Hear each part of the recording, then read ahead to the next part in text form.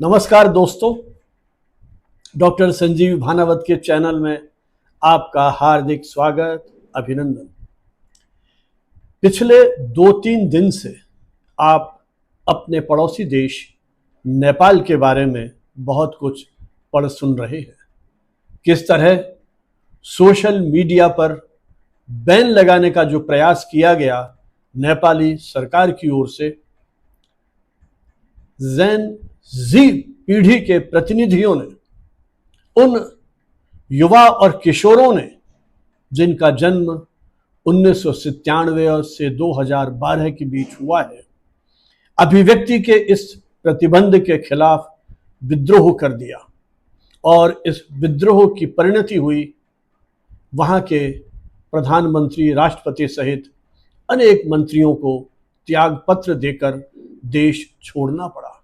दूसरी ओर उनका ये आंदोलन हिंसा में परिवर्तित हो गया और अनेक युवाओं की गोली लगने से जहां मृत्यु हुई, वहीं मंत्रियों के खिलाफ भी उग्र हिंसा का हमने प्रदर्शन देखा। इसके पहले बांग्लादेश और श्रीलंका में भी इस तरह युवाओं का आक्रोश हमने देखा है। लेकिन इन दिनों मीडिया में आपने जिस शब्द को बहुत सुना है वो है जेन जी, अर्थात जनरेशन जी। जनरेशन जी आखिर है क्या? आज हम बात करेंगे इसी अवधारणा पर कि जनरेशन जी है क्या, किस पीढ़ी को हम जनरेशन जी कहते हैं और उसकी किस तरह की उम्मीदें हैं और कैसी उलझनों में ये पीढ़ी जी रही है। जनरेशन जी, या जिसे हम जेन जी कहते हैं, आमतौर पर उसमें उस पीढ़ी को शामिल किया जाता है जिनका जन्म 1997 से 2012 के बीच में हुआ है। जेन जी के अधिकांश सदस्य जनरेशन एक्स अर्थात 1965 से लेके 1980 के बीच में जो पीढ़ी जन्मी है, उनकी जो पुत्र पुत्रियां हैं वो जेन जी में शामिल होती है। यह एक ऐसी पीढ़ी है जेन जी जो पली बढ़ी है डिजिटल तकनीक के दौर में। मोबाइल, स्मार्टफोन, इंटरनेट और डिजिटल प्लेटफॉर्म्स, इनको इन्होंने बचपन से ही देखा, समझा, महसूस किया और उसका भरपूर उपयोग किया। वो पीढ़ी एक तरह से डिजिटल पीढ़ी है जिसे डिजिटल नेटिव्स भी कहा जाता है। ये जो डिजिटल फ्लुएंसी की हम बात करते हैं, डिजिटल प्रवीणता की हम बात करते हैं, जो बचपन से ही, जैसा मैंने कहा, इंटरनेट, स्मार्टफोन और सोशल मीडिया में एक तरह से रची बसी रही है। यह पीढ़ी तकनीकी दृष्टि से बहुत ही कुशल है। उस तकनीक में यह बहुत ज्यादा टेक्नो फ्रेंडली है। उसके जो भी कार्य हैं, चाहे उसको एजुकेशन लेनी है, चाहे बाजार से शॉपिंग करनी है, चाहे एंटरटेनमेंट करना है, अपने मित्रों के साथ, परिजनों के साथ कम्युनिकेट करना है, जो कुछ कहना है, उसके लिए ऑनलाइन प्लेटफॉर्म्स की अपार संभावनाएं हैं जिन पर वो अपनी डे टू डे की जो उनकी गतिविधियां हैं, डे टू डे का जो उनका रूटीन है, वो उससे एक तरह से पूरी तरह से गुथा हुआ है। यह अब तक की जो पीढ़ियां अलग अलग समय में, अलग अलग दौर में आई है, उन सब से विशिष्ट, अलग या विविध है। उदाहरण के लिए अमेरिका में जेन जी की आबादी लगभग, उसका जो 50% उसकी जो संख्या है वो नस्लीय और जातीय अल्पसंख्यकों में से है और ऐतिहासिक रूप से वो जनरेशन बहुत विविध है। ये जो जनरेशन है उसमें समावेशिता के प्रति बहुत अधिक झुकाव है, रुझान है। इसीलिए ये पीढ़ी जो लैंगिक और सामाजिक अल्पसंख्यक है, जिनको आप LGBTQ समुदाय का मानते हैं, उनके प्रति भी उनकी एक सहानुभूति है या उनको भी कहीं ना कहीं वो एक समाज के हिस्से के रूप में प्रमुख रूप से स्वीकार करती है। ये वो पीढ़ी है जिसने बचपन से ही बहुत सारे ऐसे दौर देखे हैं जिसने इसके मन पर, मस्तिष्क पर गहरा प्रभाव छोड़ा है। ये पीढ़ी जहां एक और 2008 की वैश्विक मंदिर से गुजरी है, वहीं दूसरी ओर कोविड जैसी जो महामारी है उसकी उस दुख, पीड़ा और व्यथा को भी इसने महसूस किया है। ये वो पीढ़ी है जिसने वैश्विक रूप से उन उतार चढ़ावों को बहुत गंभीरता के साथ न सिर्फ देखा है बल्कि कहीं ना कहीं झेला भी है। जेन जी पैसों के मामले में भी या आर्थिक दृष्टि से भी हम देखें तो बहुत अधिक व्यावहारिक दृष्टि से वो अपने जीवन को संचालित करते हैं। ये वो पीढ़ी है जो एंटरप्रेन्योरशिप में ज्यादा विश्वास रखती है। ये पीढ़ी स्वरोजगार की तरफ ज्यादा झुकी हुई है। ये पीढ़ी स्टार्टअप की तरफ पहल करने वाली पीढ़ी है। और सरकार भी, भारत सरकार ने भी ऐसी बहुत सारी योजनाएं शुरू की हैं जिसमें वो स्टार्टअप इंडिया जैसी, जहां इस पीढ़ी को, युवा पीढ़ी को वो आमंत्रित कर रहे हैं स्टार्टअप लगाने के लिए। स्वयं प्रधानमंत्री ये कहते हैं कि आप आगे आइए और रोजगार देने वाले एक तरह से उद्यमी बनिए। तो ये जो नई पहल शुरू की है इस पीढ़ी ने, स्वरोजगार की और स्टार्टअप की, इस प्रवृत्ति ने, इस पहल ने इस पीढ़ी को एक नया स्वरूप, एक विशिष्ट स्वरूप प्रदान किया है। ये पीढ़ी अपने नए प्रोजेक्ट शुरू करने के लिए प्रेरित होती है। अपने व्यवसाय को एक नया रूप, नई शैली में ढालने की इनकी प्रवृत्ति होती है। जनरेशन जी वो पीढ़ी है जो सामाजिक दृष्टि से जागरूक है। वैश्विक मुद्दों के प्रति इनकी अपनी समझ है और विशेषकर वो मुद्दे जो आम आदमी के जीवन को गहराई से प्रभावित करते हैं। जलवायु परिवर्तन, पर्यावरण संरक्षण, नस्लीय न्याय, लैंगिक समानता, ये ऐसे विषय हैं जो कहीं ना कहीं उसे वैचारिक दृष्टि से प्रभावित करते हैं। और उसकी ये कोशिश है कि इस दिशा में हम सोचें, चिंतन मनन करें और एक समाज में सकारात्मक परिवर्तन लाने की दिशा में एक विशेष पहल करें। और इस दृष्टि से वो काफी सक्रिय, सजग और सचेत है, सतर्क है। ये वो पीढ़ी है जिसमें एक टीम वर्क की स्पिरिट होती है। ये टीम के आधार पर काम करना चाहते हैं, चाहे वो उनके वर्क प्लेस की बात हो या अन्य कोई दूसरा डिसिप्लिन हो। वहां एक टीम के रूप में वो अपनी पहचान बनाते हुए काम करने को अधिक प्राथमिकता देते हैं। वो जो पारंपरिक कठोर पदानुक्रम है हमारे अलग अलग व्यवसायों में, उसमें वो एक फ्लेक्सिबिलिटी चाहते हैं। एक तरह का सहयोगपूर्ण रवैया अपना करके वो अपने प्रदर्शन को बेहतर और प्रभावी बनाते हैं, अपनी क्षमताओं को विकसित करते हैं और अपने में निहित संभावनाओं को भी कहीं तलाशने की दिशा में वो निरंतर आगे बढ़ते रहने की भावना रखते हैं। ये वो पीढ़ी है जो व्यक्तिगत अभिव्यक्ति को विशेष महत्व देती है। वो अपने आप को एक ऐसे प्रामाणिक रूप में प्रस्तुत करना चाहती है जो किसी बंधन में बंधने को तैयार नहीं है। अभिव्यक्ति का जो अधिकार है उसके लिए वो बहुत संवेदनशील है। वो ऐसे स्थिति में उन वास्तविक अनुभवों को, उन जुड़ावों को महसूस करना चाहते हैं। इसलिए इस अभिव्यक्ति पर किसी तरह का बंधन उसको स्वीकार नहीं है। यह पीढ़ी वो पीढ़ी है जो तेजी से बदलती हुई तकनीक के साथ, उससे जिस तरह का वातावरण निर्मित होता है उसके साथ अपने आप को एडॉप्ट कर लेती है। तो उसकी जो एडेप्टेबिलिटी है, उसकी जो अनुकूलन क्षमता है, वो अपने आप में बहुत अद्भुत है। ये वो पीढ़ी है जो इस तकनीक के कारण जो परिवर्तन हो रहा है उसको अपनाने में हिचकिचाती नहीं है। ये वो पीढ़ी है जेन जी जो मानसिक स्वास्थ्य के प्रति भी सजग और सतर्क है। ये पीढ़ी इन मुद्दों पर खुलकर के बात करना चाहती है।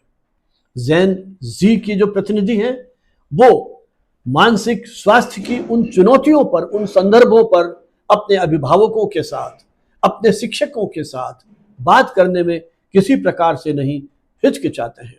जीवन में आने वाले अवसाद, जीवन में आने वाले तनाव, इनके प्रति भी वो कहीं सजग और सतर्क है और इसके लिए जहां से अपेक्षित मदद मिलती है वो प्रयास करते हैं।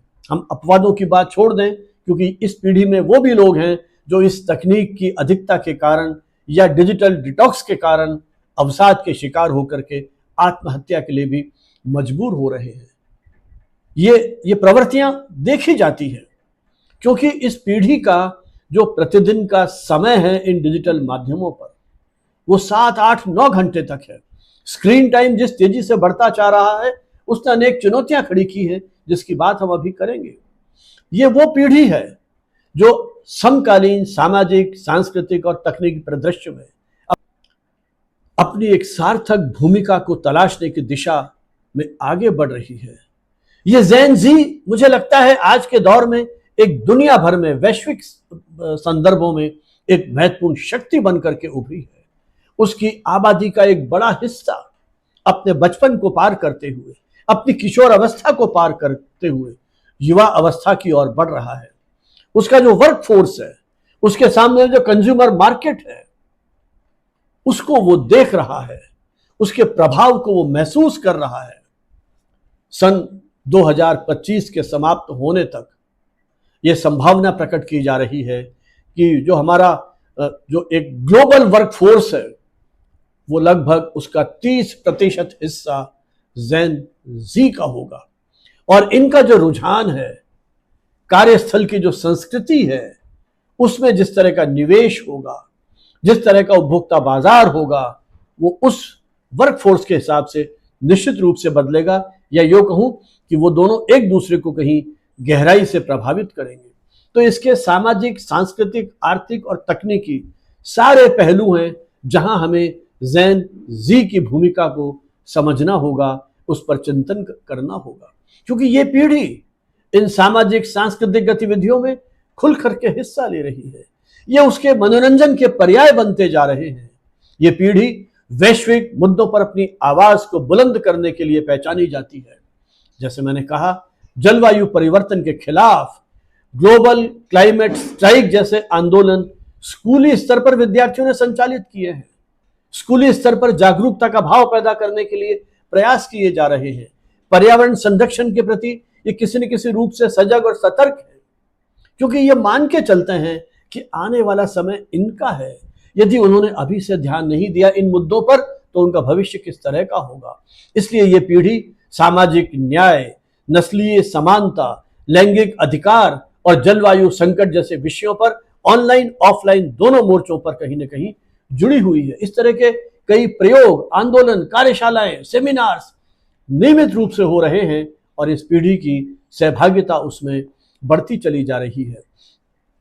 एक सर्वेक्षण से प्राप्त आंकड़ों के अनुसार लगभग 32% जेन जी के प्रतिनिधि, वो युवक युवतियां किसी न किसी रूप से ऐसे सामाजिक राजनीतिक आंदोलनों के साथ सक्रिय रूप से जुड़े हुए हैं।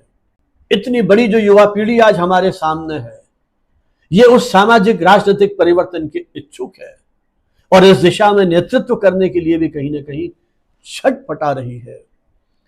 2019 के ग्लोबल क्लाइमेट स्ट्राइक के दौरान ऑस्ट्रेलिया के मेलबर्न में स्कूल के विद्यार्थियों ने, विशेषकर वहां की छात्राओं ने जलवायु परिवर्तन के खिलाफ एक आंदोलन करते हुए जेन जी की पीढ़ी को जलवायु जैसे संकट के खिलाफ या ऐसे वैश्विक मुद्दों के प्रति एक संचेतना जागृत करने की दिशा में अपनी एक महत्वपूर्ण भूमिका का निर्वाह किया है। सांस्कृतिक रूप से भी हम इस पीढ़ी के उस वैविध्य को देख समझ सकते हैं। पॉप संस्कृति, फैशन, संगीत, इंटरनेट मीम्स, ये सारी चीजें ये हमारी जो जेन एक्स पीढ़ी है ये गढ़ रही है, तैयार कर रही है। वो इस दिशा में भी उन्मुख है। सोशल मीडिया पर जो नए ट्रेंड्स आ रहे हैं, सोशल मीडिया पे ये जो नए परिवर्तन देख रहे हैं, सोशल मीडिया, डिजिटल जो प्लेटफॉर्म्स हैं, इनका नेतृत्व कौन कर रहा है? यही जेन जी पीढ़ी के प्रतिनिधि, क्योंकि यही तो वो युवा हैं जो इन ट्रेंड्स को जन्म दे रहे हैं, इन ट्रेंड्स को लोकप्रिय बना रहे हैं, इन ट्रेंड्स को वायरल कर रहे हैं। यह पीढ़ी प्रचलित ब्रांड और मनोरंजन उद्योग से भी कहीं ना कहीं जुड़ी हुई है और उनसे ये मांग करती है कि वो ऑथेंटिक हो।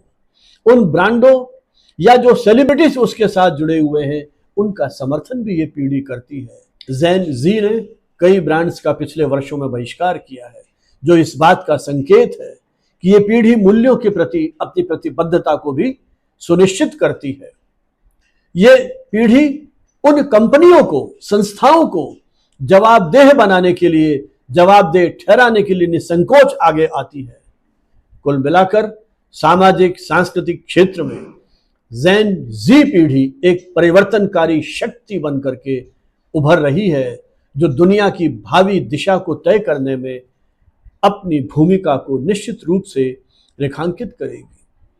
तकनीकी क्षेत्र में जेन जी की भूमिका को समझने के लिए हमें यह ध्यान में रखना होगा कि यह पूरी की पूरी पीढ़ी डिजिटल माध्यमों के सानिध्य में, उसके साये में आगे बढ़ रही है, फल फूल रही है। जेन जी के लिए इंटरनेट, स्मार्टफोन और जो डिफरेंट तरह के ऐप्स हैं, ये इसके जीवन में एक तरह से समा गए हैं। उनकी जीवन शैली में, उनकी जीवन संस्कृति के साथ पूरी तरह से घुल मिल गए हैं। उनका बचपन ही, उस छोटे से बच्चे को देखिए 2-3-4 साल के, उस मोबाइल को देख करके वो कितना आह्लादित होता है, कितना प्रसन्नचित्त होता है। शायद अपने अभिभावकों से वो इतना खुश नहीं होता जितना वो उस बेजान मोबाइल को देख करके खुश होता है। बचपन में ही जब वो उस स्क्रीन पर उसके स्पर्श की अनुभूति करता है, स्क्रीन को स्क्रॉल करना शुरू कर देता है, तो आप सोचिए जैसे जैसे वो किशोर अवस्था के पार करके युवावस्था की ओर जाता है तो उसके स्क्रीन टाइम में कितनी वृद्धि हो जाती है। सोशल मीडिया और इस प्रकार के जो ऑनलाइन माध्यम हैं, उसके प्रति उसका रवैया, उसके प्रति उसकी भावनाएं, या यूं कहूं कि उसका एडिक्शन उसको एक तरह से हो जाता है। और चूंकि वो तकनीक में विशेष वैशिष्ट्य रखते हैं, तकनीकी दृष्टि से वो कुशल हैं, इसलिए जो नए नए गैजेट्स हैं, नए नए ऐप्स हैं, नए नए प्लेटफॉर्म्स हैं, इनको अपनाने में उन्हें किसी प्रकार का हेजिटेशन नहीं होता है। वो तुरंत उस नए ट्रेंड को अपना लेते हैं और घिर जाते हैं इस ऑनलाइन गेमिंग के बीच में। वो कैद हो जाते हैं सोशल नेटवर्किंग साइट्स में, वो एडिक्ट हो जाते हैं स्ट्रीमिंग सर्विसेज के बीच में। तो इस घेरे में कहीं वो घिरे हुए हैं। एक सर्वे के अनुसार लगभग 8 से 9 घंटे प्रतिदिन स्क्रीन पर बिताती है यह पीढ़ी। अभिप्राय इसका यही है कि यह पीढ़ी, चाहे मनोरंजन की बात हो, चाहे समाचार प्राप्ति की बात हो, चाहे कम्युनिकेट करने की बात हो, हर स्थिति में वो इन ऑनलाइन माध्यमों पर, इन डिजिटल माध्यमों पर पूरी तरह से निर्भर है। ये जेन जी, आप देखिए उन बच्चों को स्कूटर पर बैठे बैठे वो मोबाइल चला रहे हैं, अपने स्मार्टफोन का उपयोग कर रहे हैं, किसी तरह की हिचक नहीं, इतना आत्मविश्वास उनमें है। वो आंख बंद करके, हाथों को पीछे करके मोबाइल से मैसेज करने की क्षमता रखते हैं।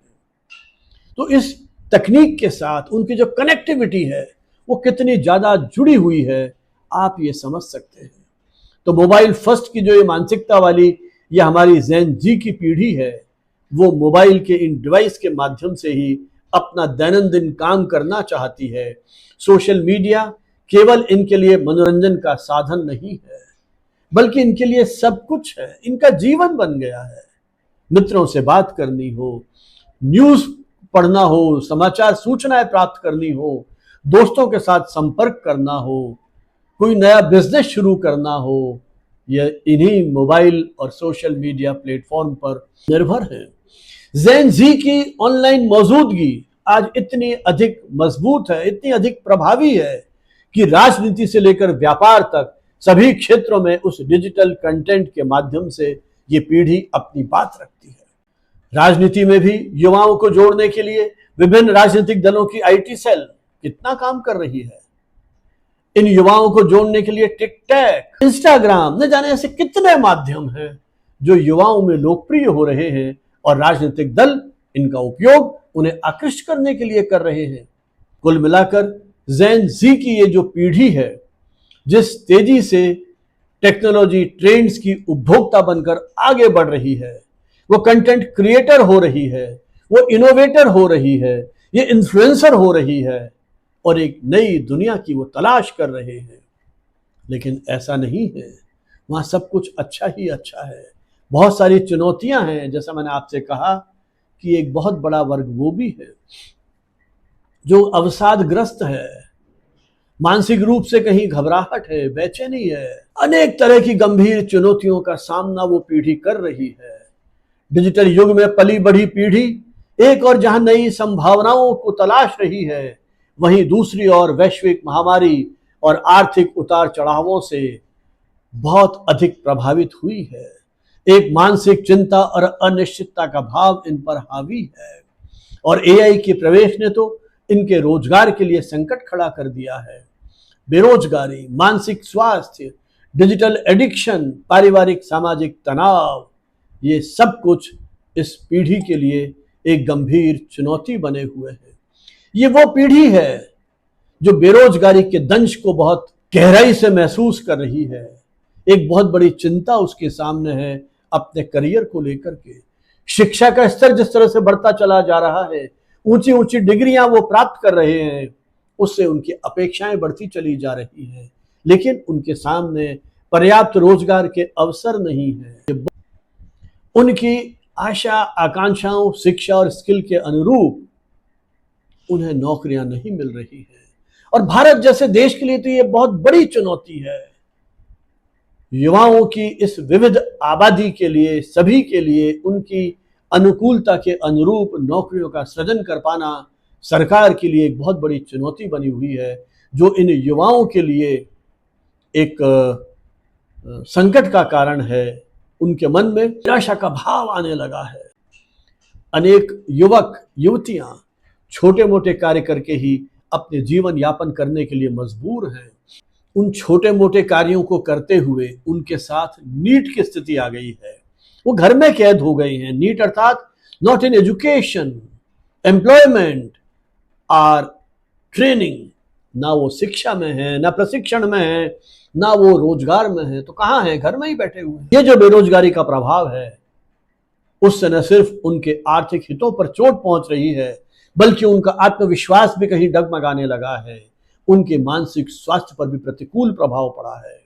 नौकरी की इस चुनौती से निपटने के लिए जेन जेड के प्रतिनिधि कुछ वैकल्पिक मार्ग भी देख रहे हैं, जैसे गिग इकोनॉमी या फ्रीलांसिंग कार्य या प्रोजेक्ट आधारित कार्य या स्टार्टअप। वो कुछ स्किल सीख करके अपने आप को उस बाजार की आवश्यकता के अनुरूप ढालते हैं। रोजगार के क्षेत्र में अनिश्चितता है, अनसर्टेनिटी है।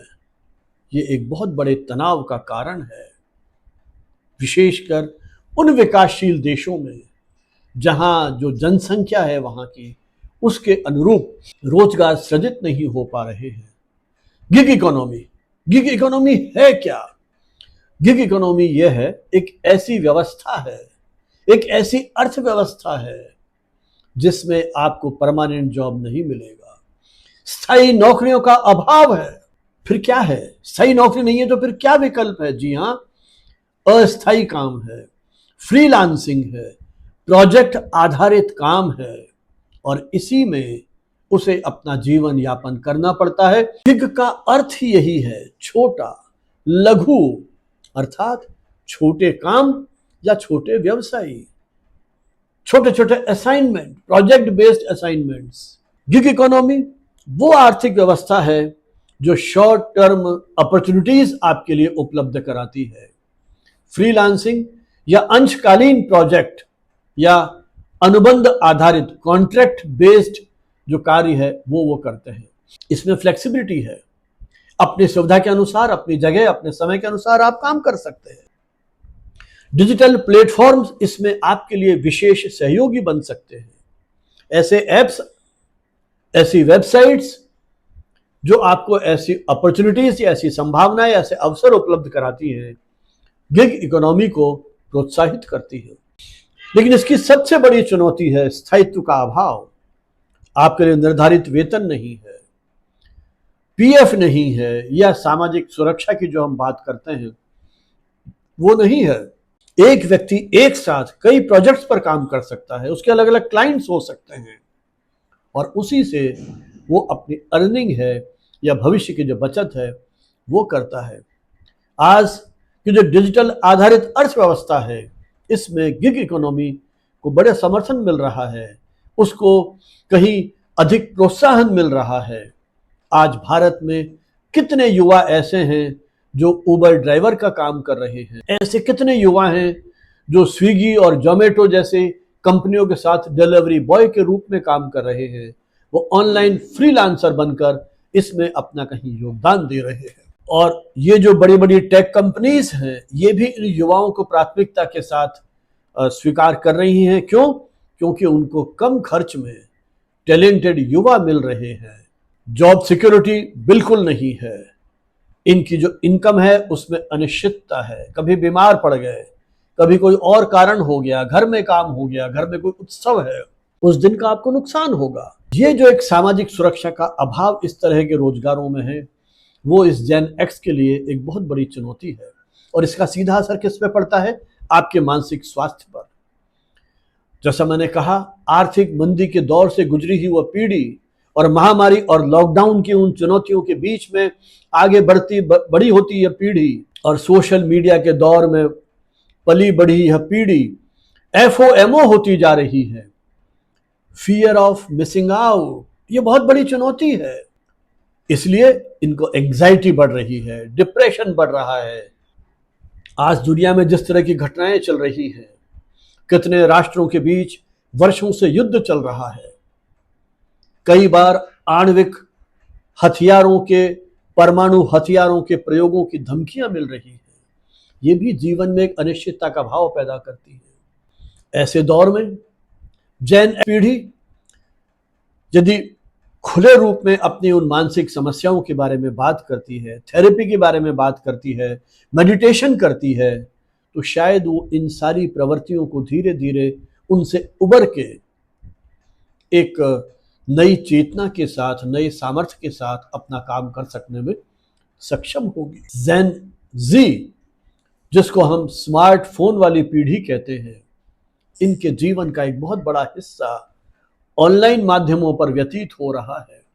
चाहे वो कॉरपोरेट में नौकरी कर रहे हैं, चाहे कहीं और जगह, मोबाइल और लैपटॉप एक तरह से उनके जीवन का अविभाज्य हिस्सा बन गया है। डिजिटल एडिक्शन बहुत बड़ी चुनौती है। आप पढ़ रहे हो, अपना काम कर रहे हो, कहीं सोशल गैदरिंग में है, सभी कुछ तो अब ऑनलाइन होने लगा है। और ऐसे दौर में डिजिटल डिटॉक्स की बात की जा रही है, डिजिटल फास्टिंग की बात की जा रही है। कैसे हम अपने आप को इन सोशल मीडिया प्लेटफॉर्म से दूर रख सके, इसके महत्व को भी अब वो पीढ़ी समझने लगी है। स्क्रीन टाइम को नियंत्रित करने के लिए फिर तकनीक का सहारा लिया जा रहा है। ऐसे ऐप्स आ गए हैं जो आपको चेतावनी देते हैं। नोटिफिकेशन को बंद करने के लिए आपके पास विकल्प हैं। और ऑफलाइन गतिविधियां, उनमें भी कहीं आपको समय बिताने की प्रेरणा अपने आसपास के परिवेश से, अपने पेरेंट्स से, टीचर से, मित्रों से मिल रही है। स्कूल कॉलेजों में भी इस डिजिटल डिटॉक्स से मुक्त करने के लिए बाकायदा प्रयास किए जा रहे हैं, कार्यशालाएं हो रही हैं, मीडिया लिटरेसी के प्रचार प्रसार के लिए काम किया जा रहा है, ताकि इन माध्यमों का हम रचनात्मक दृष्टि से उपयोग करके जेन जी पीढ़ी की क्षमताओं को बचा सकें, उन्हें मानसिक रूप से अवसादग्रस्त होने से बचाते हुए उनमें निहित जो पोटेंशियल है, जो उनकी कल्पनाशीलता है, प्रयोगशीलता है, रचनाधर्मिता है, उसे कहीं हम प्रभावी ढंग से उजागर कर पाएं। जेन जी पीढ़ी एक ऐसी पीढ़ी है जो एक तेज प्रतिस्पर्धा के दौर में जी रही है। चाहे बेहतर कॉलेज में प्रवेश की बात हो या आकर्षक करियर प्राप्त करने की दौड़ में, उसे जिस तरह की प्रतिस्पर्धा महसूस करनी पड़ रही है, वो अपने आप में उसे उत्कृष्ट प्रदर्शन करने के दबाव से कहीं प्रभावित कर रही है। और यह प्रतिस्पर्धा जिस तनाव को जन्म देती है, वो अपने जीवन में संतुलन बनाए रखने के लिए एक बहुत बड़ी समस्या भी बन चुकी है। ये जेन एक्स पीढ़ी अपनी परफेक्ट इमेज के प्रति संवेदनशील है। इंस्टाग्राम और फेसबुक जैसे माध्यमों से वो अपने जीवन को खूबसूरत तरीके से दिखाने के लिए निरंतर कोशिश करती है। वो युवा कभी कभी अपनी भावनाओं को छिपा करके अवास्तविक जीवन जीने का प्रयास करते हैं। वे हमेशा खुश, सफल और सामाजिक रूप से सक्रिय दिखना चाहते हैं, लेकिन दूसरी ओर उनके मस्तिष्क पर पड़ने वाले उन नकारात्मक प्रभावों से वो कहीं अनजान हैं, उसे महसूस नहीं कर पा रहे हैं। और यही वो पीढ़ी है जो ऑनलाइन बुलिंग का भी शिकार है। उन ऑनलाइन बुलिंग से भी वो कई बार अपने मानसिक स्वास्थ्य पर प्रतिकूल प्रभाव देखते हैं। किस तरह से उनका जो पूरा एक मानसिक संतुलन है वो इससे विकृत होने लगता है, ये भी एक बहुत बड़ी चुनौती है। लेकिन हम उम्मीद करते हैं कि इस पीढ़ी में वो जज्बा है, वो भावनाएं हैं, वो तेवर है, वो सामर्थ्य है, वो शक्ति है कि वो अपने अभिभावकों के साथ संवाद कर सके, वो अपने शिक्षकों के साथ मैत्रीपूर्ण ढंग से बात कर सके, वो कैसे पुरानी और नई पीढ़ी का जो चिंतन है उसके बीच में एक पुल बना सके, वो अपनी उन चुनौतियों के बीच में उस मानसिक स्वास्थ्य को लेकर के खुलेपन से संवाद कर सके, उन वर्जित विषयों पर खुल करके बात कर सके।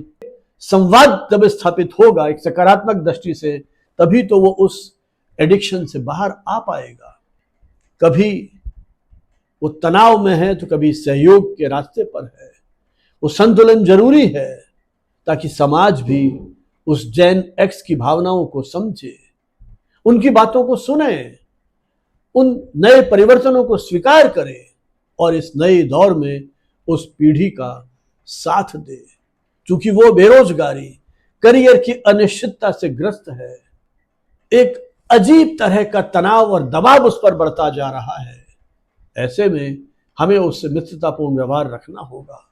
नहीं तो जिस प्रकार से अभी कुछ राष्ट्रों के अंदर युवाओं ने जिस तरह से हिंसा का मार्ग अपनाया है, कहीं ऐसा न हो कि ये जेन एक्स पीढ़ी इन अवसादों में, समाज में व्याप्त भ्रष्टाचार, नेताओं का अमर्यादित व्यवहार, उनका ये डिजिटल एडिक्शन, जनरेशन गैप, विभिन्न स्तरों पर मतभेद, मनभेद, ये सब सामूहिक रूप से कहीं इन युवा पीढ़ी की आशा आकांक्षाओं को बिगाड़ सकते हैं, विकृत कर सकते हैं, ठेस पहुंचा सकते हैं।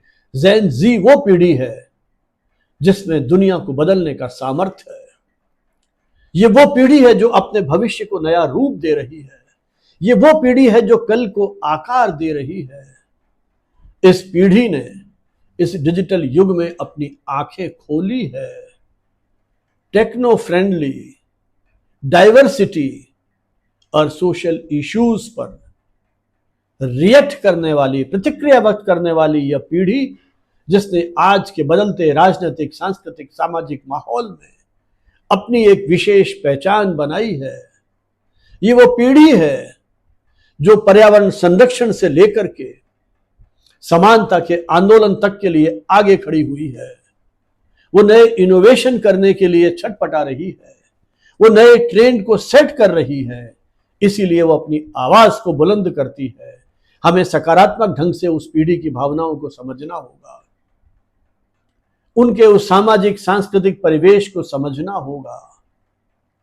हमें यह नहीं भूलना है कि ये जेन जी की जो पीढ़ी है उसे कितनी चुनौतियों से जूझना पड़ रहा है। उनकी समस्याएं भी जटिल हैं। रोजगार पाने की दौड़ में वो अपनी शारीरिक और मानसिक स्वास्थ्य को ठीक तरह से मेंटेन नहीं कर पा रहे हैं। कैसे अपना संतुलन साधें? हमें सहानुभूति ढंग से इस पीढ़ी को राष्ट्र की, समाज की मुख्य धारा के साथ जोड़ना होगा। ये पीढ़ी फ्लेक्सिबल हो सकती है। ये पीढ़ी सोचने समझने वाली है। ये पीढ़ी समस्याओं के समाधान को खोजने की ताकत रखती है। ये पीढ़ी खुल करके बात करने पर विश्वास रखती है। ये पीढ़ी नई स्किल्स को सीखने के लिए कटिबद्ध है। ये पीढ़ी एंटरप्रेन्योरशिप में विश्वास रखती है। ये पीढ़ी नवाचार में विश्वास रखती है। यही वो पीढ़ी है जो आगे चलकर दुनिया को नेतृत्व देगी। यही वो पीढ़ी है जो नए अनुसंधान करेगी, नए आविष्कार करेगी। यही वो पीढ़ी है जो भविष्य की शिक्षक होगी। यही वो पीढ़ी है जो भविष्य के अभिभावक होंगे। जिस तरह से वो अपनी आवाज उठा रही है, जिस तरह से वो अपनी बात कर रही है, वो अपने देश को, दुनिया को बदलना चाहती है। आवश्यक है उसे सार्थक, सशक्त, ईमानदार और प्रामाणिक नेतृत्व मिले। उसकी जो बहुआयामी उसमें जो क्षमताएं हैं उसको समझें, उसकी समकालीन दौर में प्रासंगिकता को महसूस करें, उसे उचित मार्गदर्शन दें, सहयोग दें, ताकि वो पीढ़ी अपनी क्षमता से, अपने अनुभवों से, अपने मार्ग में आने वाले व्यवधानों को दूर करते हुए इस समाज को प्रगति के पथ पर ले जाए। इन्हीं भावनाओं के साथ, इस उम्मीद में कि हम जेन जी की इस पीढ़ी को समझें, उनकी भावनाओं को समझें और इन युवाओं को, इन किशोरों को एक सशक्त नेतृत्व दें, भयमुक्त वातावरण दें, भविष्य के प्रति एक संतुष्टता का भाव उनमें पैदा करें। तभी ये पीढ़ी सही अर्थों में समाज का, देश का, दुनिया का एक निर्माण कर पाएगी, ऐसा माहौल तैयार कर पाएगी जो समता और समानता पर आधारित होगा, जहां सभी को प्रगति के समान अवसर उपलब्ध होंगे। इन्हीं शुभकामनाओं के साथ आप सभी के प्रति मेरा आभार, धन्यवाद। जय हिंद, जय भारत।